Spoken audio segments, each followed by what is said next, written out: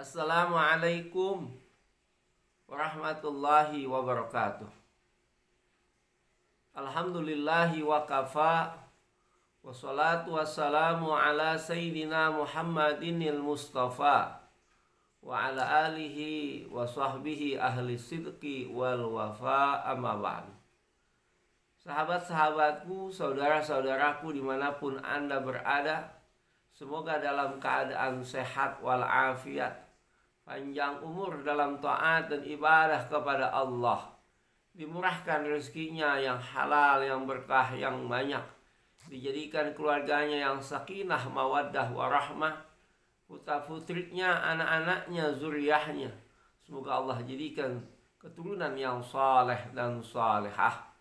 Segala urusannya Allah berikan kemudahan dan kelancaran. Amin ya rabbal alamin. Saudara sekalian, dalam kesempatan yang baik ini, sedikit saya akan membahas Islam sebagai ajaran etika dan moral.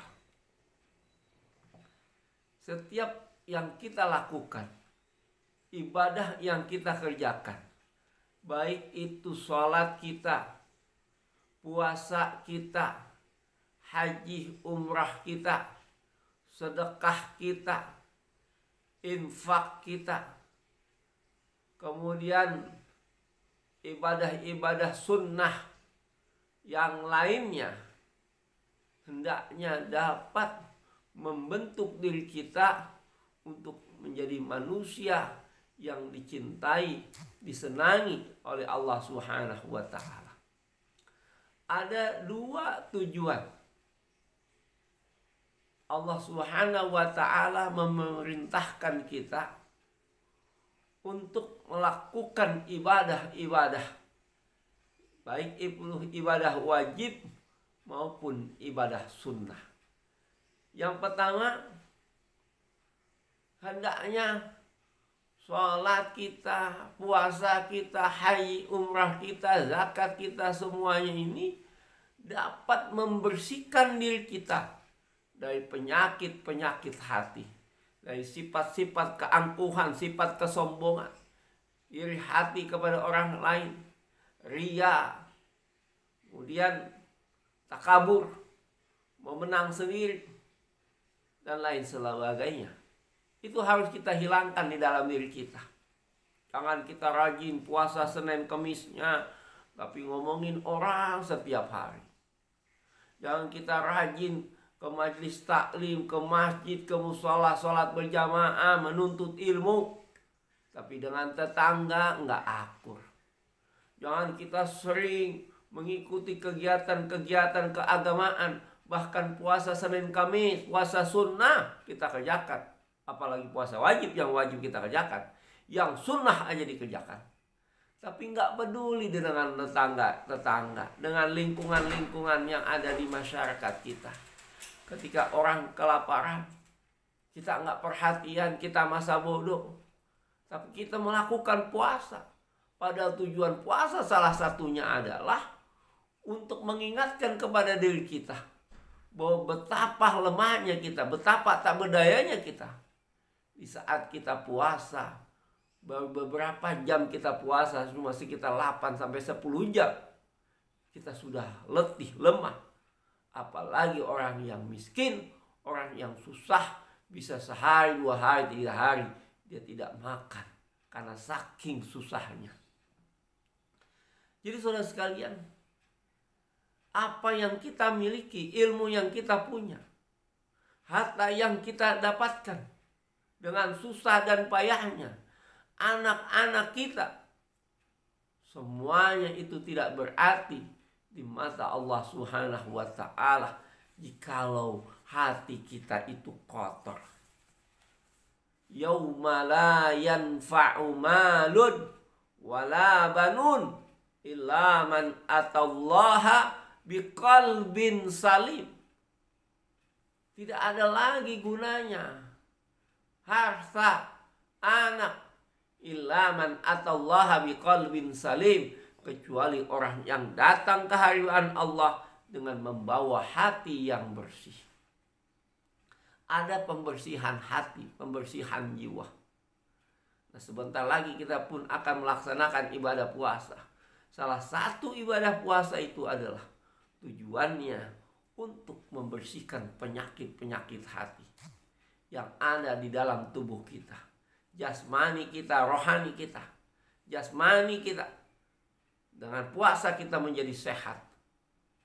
Dengan puasa penyakit-penyakit hati kita akan hilang. Itu salah satunya. Sama ibadah yang lainnya pun demikian. Makanya sangat disayangkan kalau seandainya dari yang pertama saya sampaikan itu, tujuan daripada ibadah puasa, tujuan daripada sholat, tujuan daripada sedekah, tujuan daripada zakat, tujuan daripada haji dan umrah tidak ada di dalam diri kita pembersihan hati kita, maka di mata Allah Subhanahu wa taala kita kurang bernilai. Yang kedua, yang terakhir, bahwa ibadah yang kita kerjakan, baik itu sholat kita, puasa kita, haji kita, zakat kita, umrah kita, sedekah kita, dan lain sebagainya, hendaknya dapat membentuk nilai-nilai akhlakul karimah dalam kehidupan kita. Ada orang rajin puasa Senin Kemisnya. Ada orang rajin sholat tahajudnya. Ada orang suka berdakwah. Tapi ketika dia menyampaikan sesuatu, begitu kerasnya, begitu kasarnya, sehingga orang akhirnya bingung. Kenapa kok bisa berbicara seperti itu, begitu keras? Kalau keras, baik, benar, tidak apa-apa. Tapi kalau ada bahasa-bahasa yang kurang baik, misalnya dia mengatakan bodoh, tolol, dan lain sebagainya, itu tidak diajarkan oleh baginda Rasulullah Shallallahu Alaihi Wasallam. Karena salah satu ibadah sholat yang kita kerjakan itu hendaknya dapat membentuk nilai-nilai akhlakul karimah di dalam kehidupan kita. Man lam yanhahu sholatuhu anil fahsya'i wal munkar lam yazdad minallahi illa bu'da. Barang siapa yang sholatnya tidak dapat mencegah dirinya dari perbuatan keji dan mungkar, maka ia tidak akan mendapatkan apa-apa di mata Allah Subhanahu wa taala. Yang ia dapatkan hanyalah malah justru dia menjauh atau semakin jauh dari Allah Subhanahu wa taala. Kenapa? Karena tujuan daripada ibadah itu tidak terbentuk di dalam kepribadiannya, di dalam perilakunya. Karena orang yang puasa dengan baik, yang sholat dengan baik, pasti akan membentuk nilai-nilai akhlakul karimah di dalam kehidupannya. Karena sholat itu salah satunya adalah untuk mencegah perbuatan yang keji dan mungkar. Inna sholata tanha anil fahsya'i wal munkar. Sholat itu dapat mencegah perbuatan yang keji dan perbuatan yang mungkar. Jadi saudara-saudara sekalian, kita bisa membayangkan kalau seandainya orang-orang yang beragama Islam dia dapat membentuk nilai-nilai akhlakul karimah dalam kehidupannya. Dia dapat membersihkan dirinya dari segala macam penyakit-penyakit hati. Dari apa yang sudah dia lakukan, dia kerjakan dalam ibadahnya. Insya Allah mungkin orang-orang non-muslim akan berbondong-bondong masuk ke dalam ajaran agama Islam karena melihat perilaku sikap dari apa yang dicontohkan oleh umat Islam.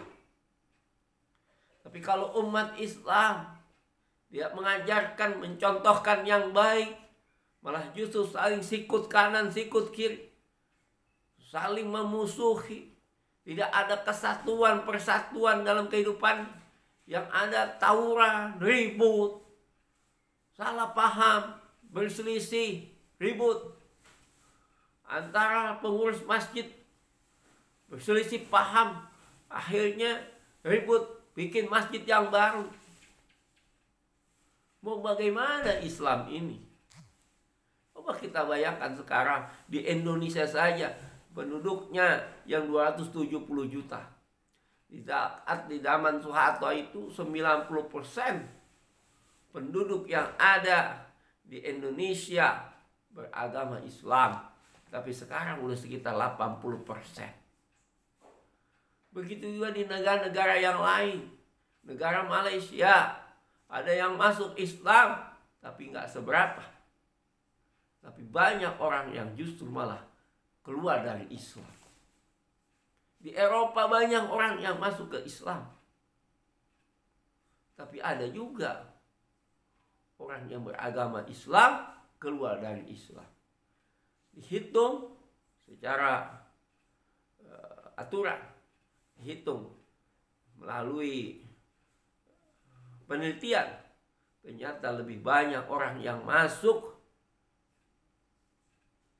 ke agama yang bukan Islam, malah justru lebih banyak orang yang keluar dari Islam. Bukan yang salah agamanya, karena Allah sudah menjamin inna dina indallahil Islam, agama yang baik, agama yang benar adalah agama Islam. Tapi karena perilaku kita, mohon maaf, yang tidak dapat membentuk nilai-nilai akhlakul karimah dalam kehidupan kita, yang begitu ambisi, yang begitu emosinya, sehingga akhirnya orang-orang di luar non-Islam, mohon maaf, mungkin akhirnya tidak simpatik dengan perilaku kita. Coba kalau kita berbuat yang baik, bernilai akhlakul karimah, seperti yang dicontohkan oleh baginda Rasulullah, sahabat Rasul, mereka musuh-musuhnya bertekuk lutut masuk ke dalam ajaran agama Islam, bukan karena dengan pedangnya, bukan dengan peperangan, tapi masuk ajaran agama Islam dengan cinta, dengan nilai-nilai akhlakul karimah yang dibawa oleh baginda Rasulullah Sallallahu Alaihi Wasallam.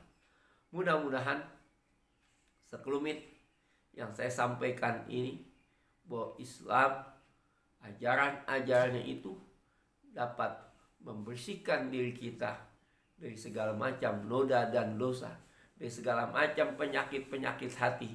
Dan apa yang kita kerjakan, salah satunya ibadah-ibadah yang wajib maupun ibadah sunnah, dapat membentuk nilai-nilai akhlakul karimah di dalam kehidupan kita. Mudah-mudahan sekelumit yang saya sampaikan ini ada hikmah dan manfaatnya, khususnya untuk diri saya dan umumnya kepada sahabat-sahabatku, saudara-saudaraku semuanya. Hanya ini yang saya sampaikan. Wabillahi taufiq wal hidayah. Wal afku minkum. Wassalamualaikum warahmatullahi wabarakatuh.